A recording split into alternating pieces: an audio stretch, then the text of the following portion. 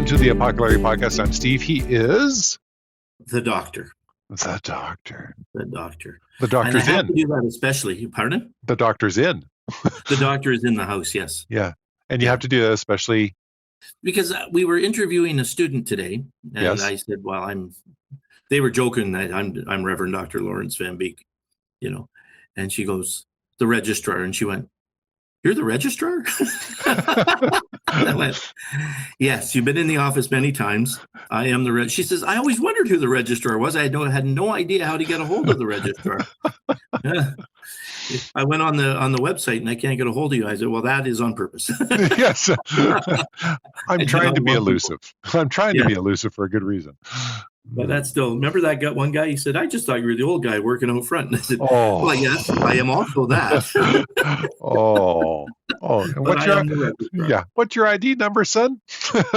Promise your record will be completely pristine by the time I'm done with it. So my friend, I'm the doctor because there is no good reason for this. I was going to say, because I'm going to explain this passage to you, but this is actually a very straightforward passage. Yeah. And I liked what you said just before we came on, Steve, that you appreciated the frailty of David in this. And I also find it scares me a little because I look at, the frailty of my own life and think, how much better am I than David? Ooh, not. Not better. And we don't have the man after God's own heart thing going for us either. No.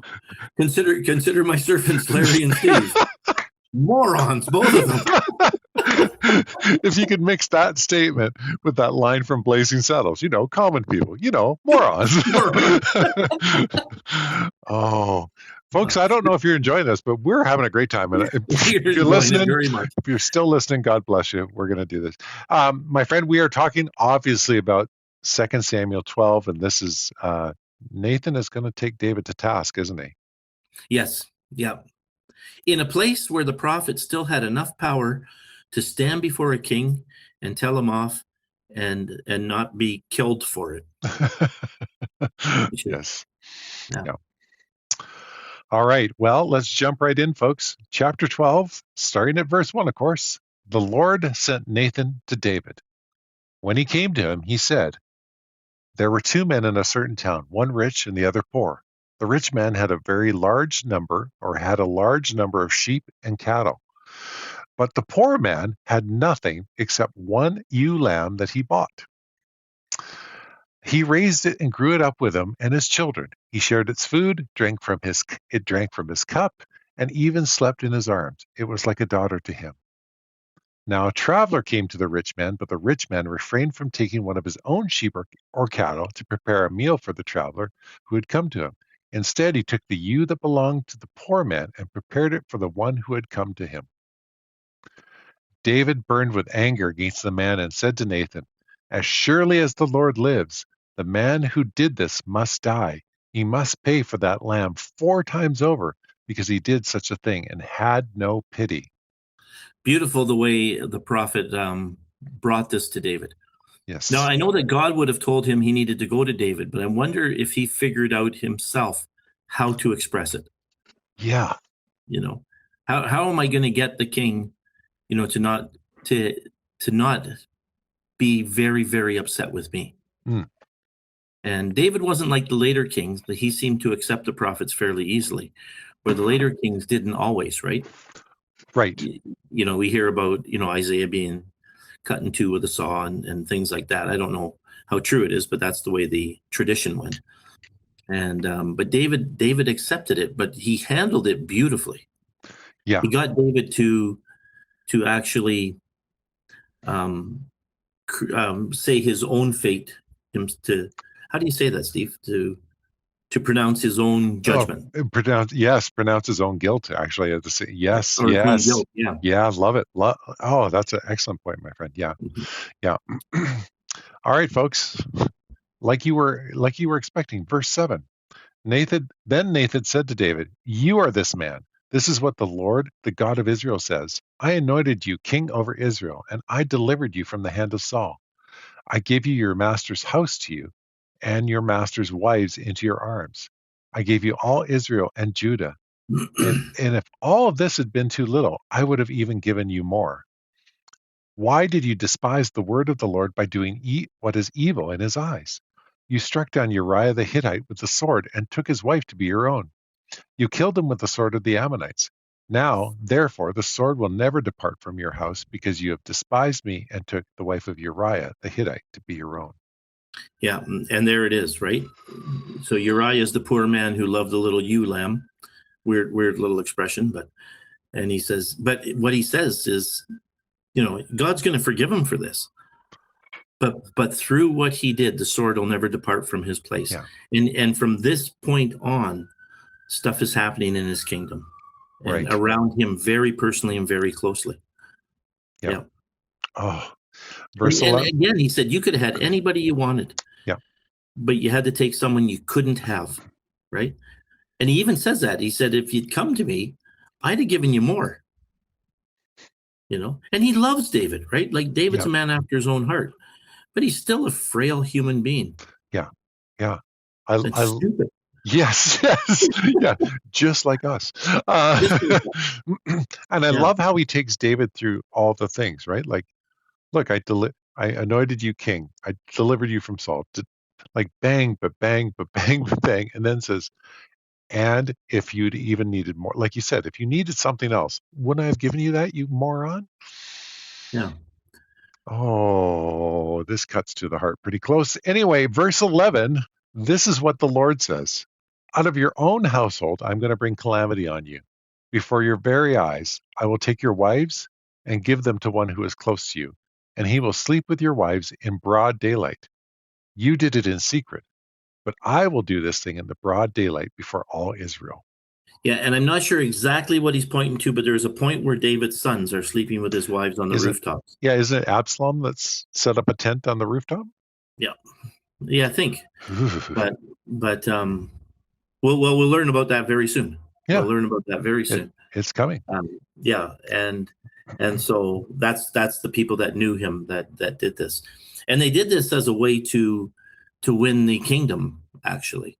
Yeah. So it wasn't about just lust and sexual pleasure and all that. It was about political gain Yep. that they were doing this kind of thing.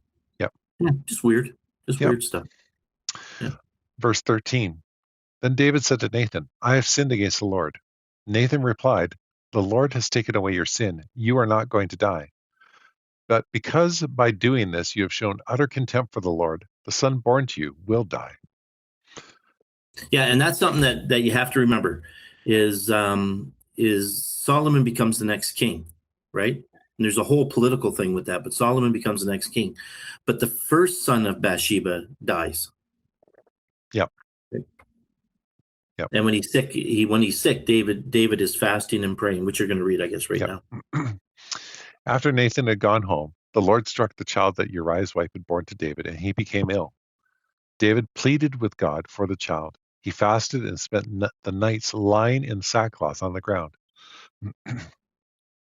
The elders of his household stood beside him to get him up from the ground, but he refused, and he would not eat any food with them. On the seventh day, the child died. David's attendants were afraid to tell him that the child was dead, for they thought, while the child was still living, he wouldn't listen to us when we spoke to him. How can we now tell him the child is dead? He may do something desperate.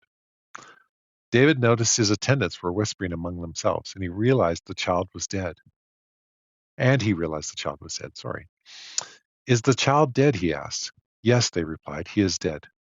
David then got up from the ground. After he had washed, put on lotions, and changed his clothes, he went into the house of the Lord and worshipped. Then he went to his own house, and at his request, they served him food, and he ate. His attendants asked him, Why are you acting this way? While the child was alive, you fasted and wept, but now that the child is dead, you get up and eat? He answered, While the child was still alive, I fasted and wept, and I thought, who knows, the Lord may be gracious to me and let the child live. But now that he is dead, why should I go on fasting? Can I bring him back again? I will go to him, but he will not return to me. Isn't that interesting? The way David handles the crisis. When there's still something to be done, he goes all out fasting and praying, Yeah. right? But once he gets the final answer from God, he accepts the answer and goes on with his life. It's Yeah. it's an intriguing thing that maybe this is the way we do it. God seemed to be okay with this. Yeah. Like it didn't change the punishment, Yeah. right? But as soon as it's over, he gets up, he cleans up, he gets dressed, and he worships God, and then he goes on. And when they say, how can you do this? Well, he's saying, well, there's no point in continuing to mourn about this thing. Yeah. I've tried, and I received the answer from God, which Yeah. is intriguing, isn't it? Yeah. It's a very intriguing way to deal with this. Yeah. Yeah, yeah. And I would beat myself up for a long time after I made an error Yeah. or sin. Oh, yeah. Totally. And David knew enough, loved God enough to just accept this. Yeah. And go on. Yeah. Anyway. Verse 24. Then David comforted his wife Bathsheba, and he went to her and made love to her. She gave birth to a son, and they named him Solomon. The Lord It's a little loved bit him. fast, isn't it? It's Yeah, just a little. Yeah. You kind of wish there was a little separation in the text there. Yeah. But we don't know how long the period of time is. True that. It sounds like a book written by a man. Yeah, that's right. That's right. Yeah. The Lord loved him, and because the Lord loved him, he sent word through Nathan the prophet to name him Jedediah. Oh, interesting. Yeah. So Solomon's other name is Jedediah. Is that what we're taking from this, Yeah. Stephen? Yeah. Yeah. And Jedediah means loved by God. But from here on in, we always just refer to him as Solomon. Yep. Verse 26. Meanwhile, Joab fought against Rabbah of the Ammonites and captured the royal citadel. Joab then sent messengers to David, saying, I have fought against Rabbah and taken its water supply. Now muster the rest of the troops and besiege the city and capture it. Otherwise, I will take the city, and it will be named after me. I don't know what to do with this, Steve. It's such a weird thing. Joab is the head of David's armies, right?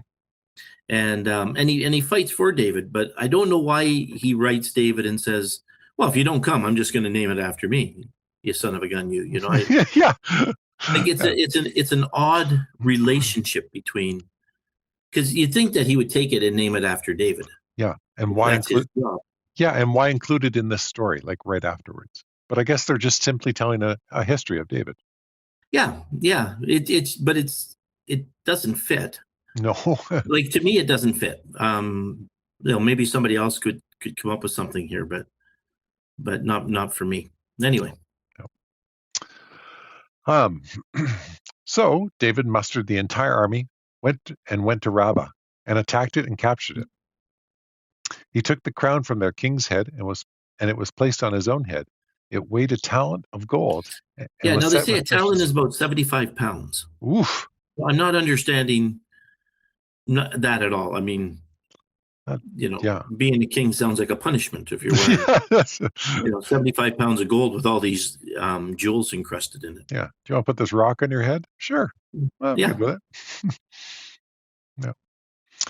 And it was set with precious stones. David took a great quantity of plunder from the city and brought out the people who were there, consigning them to labor with saws, with iron picks and axes, and he made them work at brickmaking.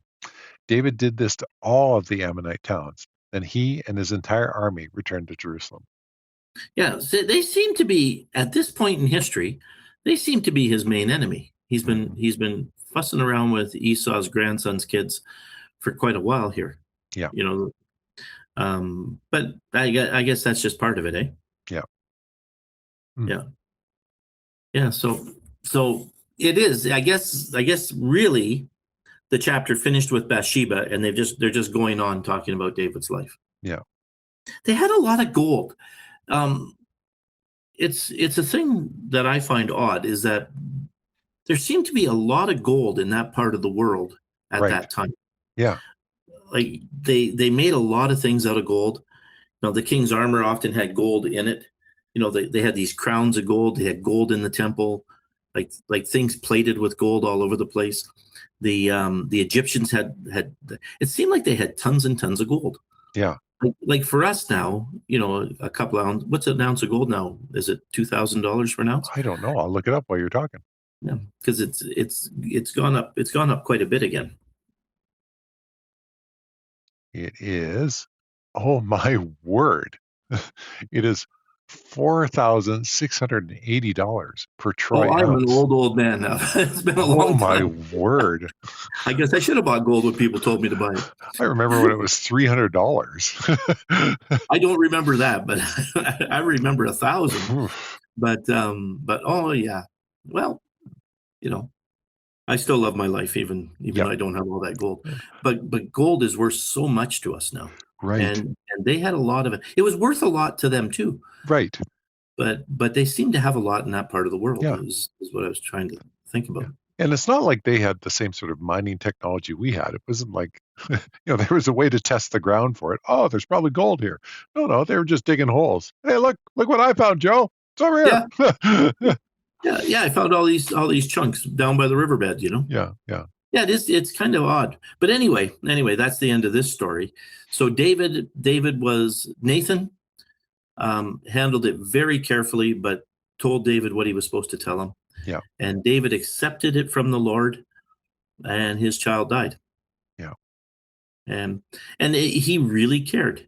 Yeah. So you figure he had tons of children. Yeah. He had several mentioned in Scripture. I'm sure he had others that aren't, because he had all these concubines and wives. And so he's going to have another child, and that one's going to become the next king, which was a gift to Bathsheba at least. Yeah. Yeah. Could have Yeah. been any one of those kids. Could have been the next king. Right. And he's going to actually have to fight for it. Yeah. But he's the one that David chooses. But anyway, so when after we screw up and we pray to God and he gives us the final answer, then we move on with life as David did. Yeah. That's a great lesson out of this, right? Accept your punishment and move on. Yeah. Yeah. And then carry on. Yeah. And don't beat yourself up for years and years and years. He didn't do that. Yeah. Yeah. Just said I sinned, and that was Yeah. truly repentant, and that was that. And that was that. He went along. And that's it. My friend, thank you for that. That's fantastic. That's a great lesson to take away from this. Folks, we hope you enjoyed this. We love doing this, as you can tell by the first part of the episode, where we were actually forgetting we were even going to talk about 2 Samuel 12. But we made it through. We so love the fact that you come and listen to us. It encourages us, and we'd still do it anyway, even if you didn't. So thank you so much for listening. We'll be back next week with another chapter out of 2 Samuel. Until then, I was Steve, he was Larry, and this was the Apoco-Larry podcast.